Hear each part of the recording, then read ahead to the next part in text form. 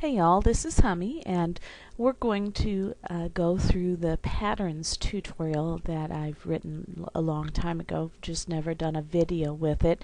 And I am going to, as I've done in some of my other tutorials, follow right along with the written tutorials so that I don't leave anything out. There's so much stuff to remember in this tutorial. First thing to note, and in the written tutorial, is this great graphic. It shows that we can create a pattern by creating a new file, and you know, a lot of the tutorials out there will tell you to create a certain specific size file. I'm not going to tell you that because that's going to limit your creativity. You need to learn instead the reasons for each of the file sizes so that you can choose for yourself what you need to utilize for the outcome of your project. And so here's a graph that I have, and it shows you that if you make a 3-inch file and then put a little square in the top of it, just simply fill with it a layer, it's going to have the square, or whatever it is you have as your pattern out there in the middle, further apart from each other on the page. Here's what the 2-inch looks like when I did it, and here was what the 1-inch looked like when I did it. And so you can see how just having a different new file size is going to create different patterns. So when you're trying to make your own personal pattern, you may have to play around with different file sizes in order to get what you want.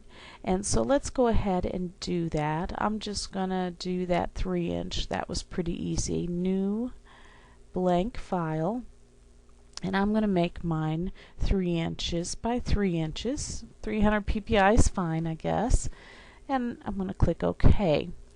Now I need to turn on the grid so that I can make my pattern as centered as possible. Now when utilizing this grid, many of the tutorials out there, especially for non-digital scrapbookers, use pixels for the grid. Well, I didn't grow up learning pixels. I grew up learning inches. So I want my grid to be in inches because that's what I can visualize in my head and identify with when I'm thinking of distances. So to get this set, let's see, it's under the Edit drop-down menu, Preferences, and then choose Grid. And we have some options here. Generally what I choose is, in this drop-down menu, I choose inches. You have a variety of things that you can choose. And then I want my grid line to be every 1 inch. So this line up here and this line up here is the grid line that is coming every 1 inch apart. If you remember, I made this file a 3-inch by 3-inch, and so we have 1, 2, 3 inches, and the same going down. You'll see now that we have 4 subdivisions, 1, 2, 3, 4.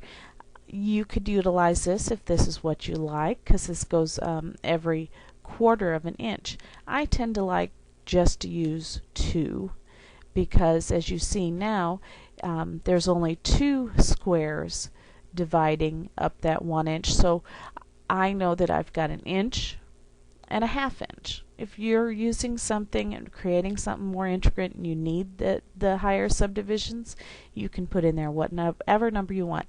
I tend to just leave this at 2 because I like to use inch and 1/2 inch. I'm not big on math, easy for me to understand. So just click OK. Oh, I think I also pointed out in my tutorial about the colors. Right now this color is this gray, but if you wanted, you could choose any color and these lines would change to any color, and that's kind of cool over here too. And the style of the lines, if you wanted dashed lines or dotted lines, is also in here. And so if you're working with a certain project and you can't see the lines in order to center it, you can change the color or the type of line. So that is pretty cool. And so what we're going to do is just make the simplest of patterns for this tutorial, and I'm going to make a selection of this square box in the middle. Pick a different foreground color. Oops, I'm not sure that went to the help file for Adobe. I don't know why. Does that every once in a while spontaneously. I'm not sure what I click on to do that. So I'm going to grab this purple color and fill my selection in, let's see, on a new layer maybe with the paint bucket. Control D to deselect that selection. And if you have on the grid the Snap to Grid, that's going to help you when you're drawing selections. I have that check marked, you can see, and so that helped me when I do the selection. It kind of helped snap it straight to the lines on the grid. You could put any shape in here. You can do anything you can imagine with this. However, if you're going to do something, I would suggest starting out to stay away from the edges, because you'll remember that this is a pattern and it's going to repeat. So whatever is on this left edge is going to meet up with what's on this right edge. And you know, if you wanted to draw and fill all three of these squares, obviously that's easy. What's going to meet up with this is going to meet up with this edge, and it's going to match pretty easily. But if you're doing flowers or something like that and you have it half hanging off on this side, it's not going to match with this side. And that is another tutorial we're not going to go into. This is just basic patterns, and you're going to see that there's a lot to learn about basic patterns. So that's what we're going to stick with. So when playing, just kind of leave stuff off the edges and you'll be okay. Now what we want to do is go to the Edit drop-down menu, and we're going to see Define Pattern. And we can name this pattern whatever we want. Purple square. Or you can leave it, if you're just going to temporarily use it and don't really want to name it, I just hit OK when I get in there and give it that default name often. But click OK and we have our pattern made. Of course we can't see it, but I'm going to show you where it is and how to use it later in the tutorial. So in this case it made a pattern of the whole file, but you can also make a pattern from a selection. I have a flower here, and I'm going to make a selection of the center of my flower. Now you can make it any shape that you want. Actually, if you want to go in here and fixed aspect ratio 1:1, that's going to keep it square. If you I think that might be something that would be helpful. And so when in this case I'm making a selection, and so I need to make sure I'm on the correct layer, because that's the layer it's going to make a selection of. And the difference is when you go to the Edit drop-down menu, it's going to say now Define Pattern from Selection. Same process, so I can do a pink flower and my pattern is made. And so you can make it right there out of your file that you're working on if you prefer. Some people find it easier to make it out of the smaller files that I was previously sharing with you here. And so Let's see what's next in the tutorial. Make sure I haven't left anything out. This is showing you the preferences. They look a little different in the written tutorial because this was in PSE 3. Same options are in there. And there's defining pattern, and there's defining selection in the tutorial, so we've already gone through that. Now we want to save the selection. And in order to save the selections, let's go back into our file. I'm going to close this one out. Don't need that anymore right now. We're just going to play with this one. To save the selections, we go to Edit and then Preset Manager. And I don't see my patterns in here. Oh, down here we have to choose. I haven't done this in a long time, so you have to be patient with me. We have to choose patterns. We were on brushes by default, and there you see at the end both of our patterns. So I'm going to hit to select this one, and you'll notice that when I did, this option for Save Set or Rename became available. Now I could save just this one, or if I want, I can hold down my Control key and select both of them and then do Save Set, and this actually goes to my default pattern file. Normally I don't want that in my default pattern file, because if I'm making a special one, you can save it in there and then move it later, copy it somewhere later, but normally if I'm making a special one, a set of patterns, I want it somewhere on my hard drive where I normally back up things. I don't always back up things there in my default patterns. So I'm going to choose desktop for now, just for these purposes, and I'm going to title it My Pattern, just for lack of a better name. And now they're saved onto my, oops, I can click Done, and there we go. There they are on my desktop. The pattern files are .pat file. And I'm going to go back into the preset manager, and let's just for the sake of this, so we can see, let's make another pattern. I'm going to just select another area of this photo, edit, define pattern, leaf. Okay, then let's go back into the preset manager. We need to go down to the patterns in the drop down menu, and there's my third one. Now let's say I want to save this with the last set. What I'm going to need to do is load that set, and then I can select all three again, save set, choose my pattern. It's going to ask me if I want to replace it, click OK, and now all three of them are together in that pattern. So that's how you would add an additional one to a pattern that is already there. Okay, I think that is saving the patterns. It says here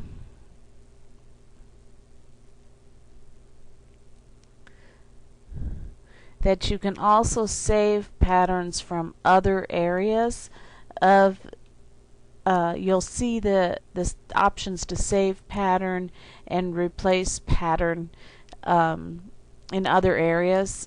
As you're going about Photoshop Elements, you can use any of the areas.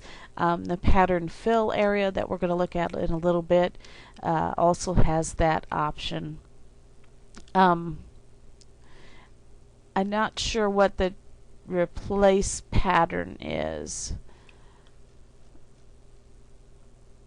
or even if they still have that. I didn't even see that in Photoshop Elements 7. So now we're going to use the patterns, and there are many places in Photoshop Elements where you can use the patterns, and that's why we're going to keep flipping back to this, and so I can make sure we don't leave any of them out.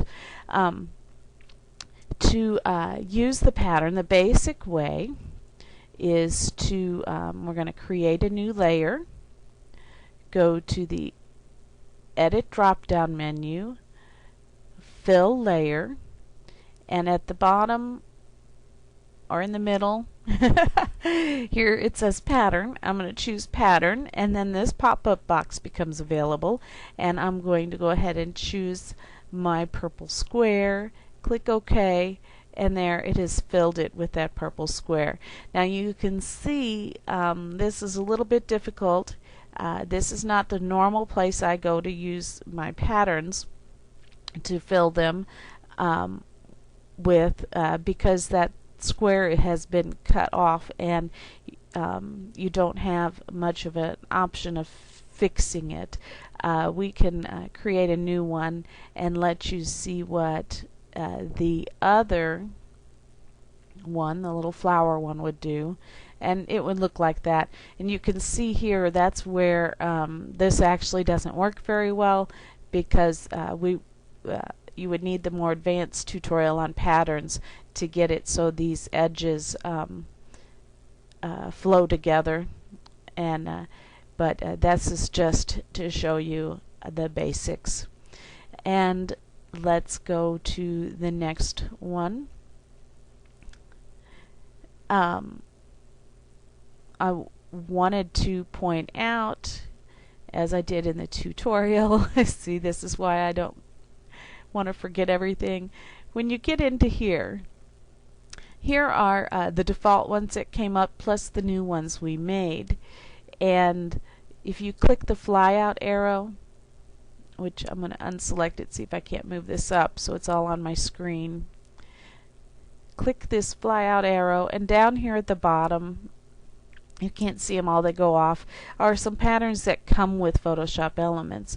And so you have nature patterns, rock patterns, texture fill patterns, artistic surfaces. Here is where you can find some great ones like burlap and other common textures like the canvas and things like that. And you can also choose to fill the layer with that. You can see there about that level there. It looks like a good coarse weave now. And so there are default patterns that come in there. You can also find patterns online and put them in there. Now the next thing that you can do is actually fill a selection. And so if I have a new layer, and in my tutorial I used a tag shape, but I'm just going to use this, well, let's go ahead and make a circle. I've got, in this case, a circle shape, and I can go up here and choose. This time it's going to say fill selection because it recognizes that I have a selection instead of just fill layer. And I can go back, see, I've lost my patterns that we made, but I have them on my desktop, and I'm going to have to first somehow load them. Okay, Preset Manager, go down to Patterns. I'm going to load that on my desk. That's why I stress that these are just temporary, because you can lose them if you're playing around like this. And now I see them down at the bottom. Choose this one, and there I filled it with that square. That wasn't exactly a great option, but you can fill selections. You'll see later why we could do this much easier in another option, but I want to make sure I follow my tutorial. You can use the paint bucket tool also to fill layers. So we're going to activate the paint bucket tool, and we're gonna, in this case, it looks like it's a little different than PSE 3, which is in the tutorial. I had in this case I have to check the checkbox and then find my pattern down here. And in this case the difference is that you can apply a blending mode to this pattern. Choose any blending mode or any opacity before applying it to fill the layer or the selection. And so I'm going to click out there, and you're going to see I had the overlay blending mode and lowered the opacity a little bit, and my pattern comes out a little bit different. If I had my circle selection and I filled that, it works just like that. So there are a few more options that you can utilize if you're utilizing the paint bucket tool. However, that's not my favorite way to use it either. My favorite way to use it is the new adjustment layer icon, and let me show you why. Here it is, create adjustment layer, and then under here I'm going to choose pattern, and then if you choose this down arrow here, you're going to see here where you can select your patterns again, and it comes up as this default like we saw before. But what's great about this is that I can scale the pattern, and in this case they're so wide apart, I'm going to really drop it down. And there you can see that's a much better pattern. If I wanted to make it really specific, I could manually put this in here to get it just the way I want it to be. And that's where I often use patterns. Now, you know, same thing as in the paint bucket. You know, now if I wanted to apply a blending mode to the entire layer, I could do that. Of course, it doesn't work if I don't have, if with just white underneath it. It didn't work with this pattern. And I can change the opacity to the level. And this comes with a layer mask. There are other tutorials that teach you how to use the layer mask in that comes with this, so I won't go into that in this tutorial. But you can see this is the way I normally use it to fill a layer. Let's see, I think there's another option. This is still teaching the same thing I just went through. You can also find it under the clone tool, and use the pattern. You want to right click and use the pattern stamp tool, and then you're going to go in here and find your pattern, and you have this impressionist option, which can be kind of cool. You have your blending modes and your opacity and fun things. This acts, I think, more like a brush. I tried using the bracket key. There it goes. And right now it's looking like that because I've got the impressionist activated. Let's do another layer, and there you can see as it stamps it like a brush. You can do all sorts of things instead with it. This is just something you need to get in here and play with, and you can see how it does different things there. I lowered the opacity to it, and so if you have a texture and you're only kind of putting it in a certain area and that you want to brush it into, that is a pretty cool technique also. If you wanted to brush it into a selection, you could also do that, and it's going to stay within the selection when you brush it. that selection, I guess, could have been feathered.